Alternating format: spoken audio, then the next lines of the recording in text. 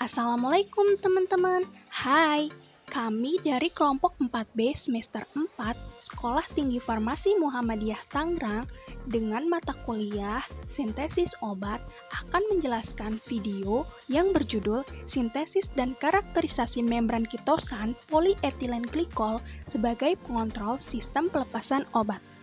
Arfah, Ratna Putri Gustian, Muhammad Alauddin, dan Winarni Prajojo 2013 Universitas Negeri Semarang. Nah, berikut ini merupakan anggota kelompok kami.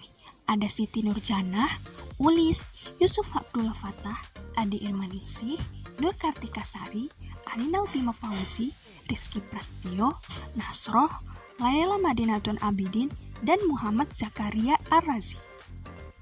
Pokok pembahasan yang akan kami bahas pada kali ini ada pendahuluan, tujuan penelitian, alat dan bahan, serta macam-macam percobaan. Yuk kita simak video berikut ini. Pendahuluan. Kemajuan teknologi memberikan peluang penggunaan dan pengembangan material untuk penghantaran obat ke target atau mengontrol pelepasannya. Salah satu material yang dapat digunakan adalah kitosan. Sintesis membran kitosan. Penelitian tentang sintesis membran kitosan yang dimodifikasi dengan polyethylene glycol. Selanjutnya, membran yang dihasilkan akan dikaji penggunaannya sebagai agen pengontrol pelepasan obat. Keberhasilan suatu proses pelepasan dengan menggunakan membran tergantung pada kualitas membran yang dihasilkan. Tujuan penelitian ini untuk mengetahui kualitas membran, mensintesis, dan mengkarakterisasi membran kitosan polyethylene glycol sebagai alternatif pengontrol sistem pelepasan obat secara in vitro. Alat dan bahan yang digunakan.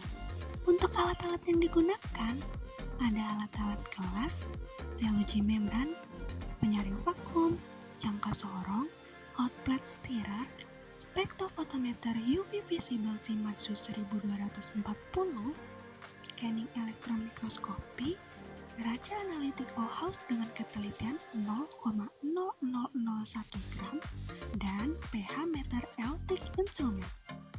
Untuk bahan-bahan yang digunakan, menggunakan kitosan limbah rajungan muatan Institut Pertanian Bogor, polyethylene glycol dengan BM4000, Aquades, kertas saring Wattmann 45, asam asetat glasial, asam klorida, natrium asetat, sodium tetraborat, albumin, natrium hidroksida, tembaga 2 sulfat, dan terakhir natrium kalium tartat.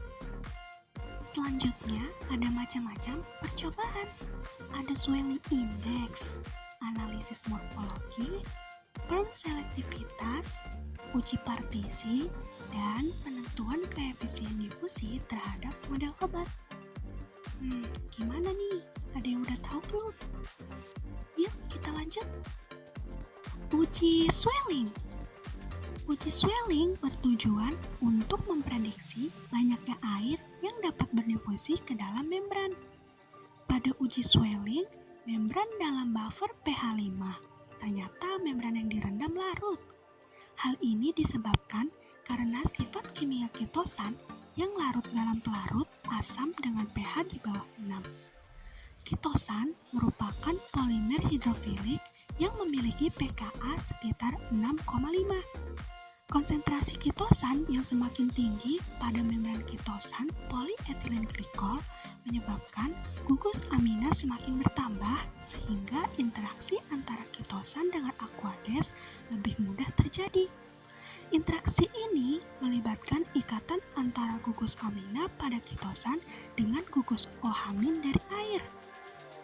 Nah, di bawah ini ada data swelling index. Ada sampel membran, Aquades, dan pH. Nah, bisa kita lihat ya, membran A memiliki nilai swelling index paling rendah di antara membran kitosan polyethylene glycol yang lain, sehingga dapat dikatakan sifat hidrofilitasnya kecil. Hasil ini sesuai dengan penelitian yang bahwa salah satu faktor yang mempengaruhi terhadap swelling index adalah hidrofilitas.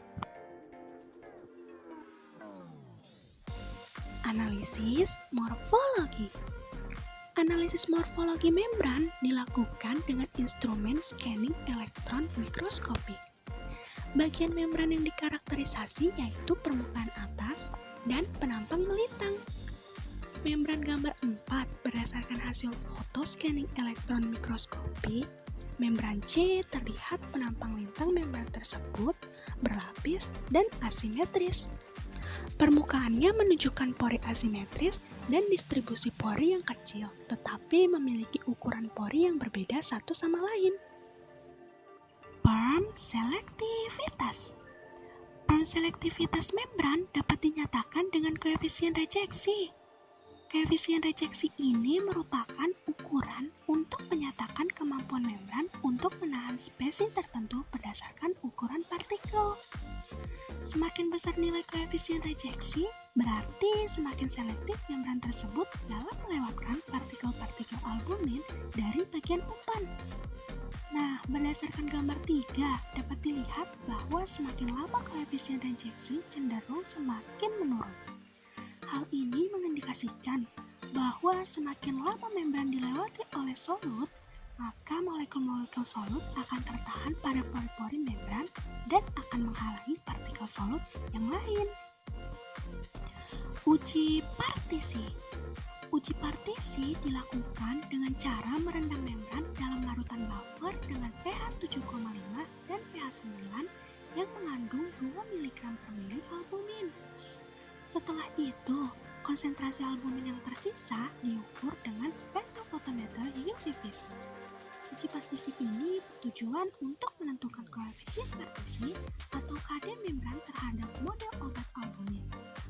Dapat dilihat pada gambar nomor 2. Nah, gambar nomor 2 menunjukkan bahwa membran B memiliki nilai KD paling besar di antara membran yang lain, baik dalam buffer pH 7,5 maupun pH 9. Semakin besar nilai KD, berarti semakin mudah solut albumin untuk berdifusi di dalam membran. Nilai koefisien partisi dapat dipengaruhi oleh hidrofilitas dan porositas membran serta struktur atau gugus-gugus fungsi yang ada pada membran maupun solut.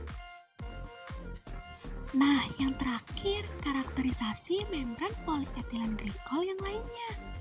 Karakterisasi membran polyethylene glycol yang lainnya yaitu koefisien difusi yang lazim digunakan untuk menyatakan permeabilitas membran, yakni ukuran laju dari suatu spesies atau zat terlarut dalam menembus membran. Idealnya membran memiliki selektivitas tinggi dan permeabilitas yang tinggi. Mekanisme difusi pada membran sangat dipengaruhi oleh konsentrasi umpan, ketebalan membran, dan suhu. Adapun kesimpulan dari materi kali ini yaitu sintesis membran kitosan polyethylene glycol dapat dilakukan dengan mencampurkan larutan kitosan dengan polyethylene glycol yang berfungsi sebagai porogen.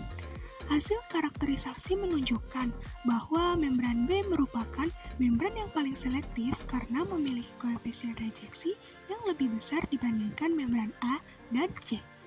Permeabilitas dan koefisien difusi membran B terhadap model obat albumin lebih kecil dibandingkan dengan membran A dan membran C, sehingga membran B memiliki karakteristik lepas lambat terhadap albumin yang lebih lama.